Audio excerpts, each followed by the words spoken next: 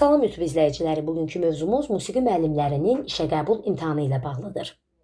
Azərbaycan Respublikası Mədəniyyət Nazirliyinin tabeliyindəki Uşaq Musiqi və İncəsənət məktəblərinin nəzdində fəaliyyət göstərən musiqi müəllimləri üçün nəzərdə tutulmuş attestasiya imtahanında iştirak edərək tutduğu vəzifəyə uyğun hesab edilməyən, həmçinin 3 əleyhinə, 2 əleyhinə səs çoxluğu ilə kəsilən müəllimlərimiz üçün işə qəbul imtahanı təşkil ediləcəkdir. Yəni, daha sadə dildə desəm, attestasiya imtahanında uğursuz nəticə ilə işinə birbaşa xitam verilmiş, həmçinin 2 plusla təkmilləşməyə düşmüş müəllimlərimizin hər biri işə qəbul imtahanında iştirak edərək uğurlu nəticə əldə edib işlərinə davam edə biləcəklər. Və işə qəbul imtahanı hansı formatda keçirilir? Çox qısaca sizin üçün məlumat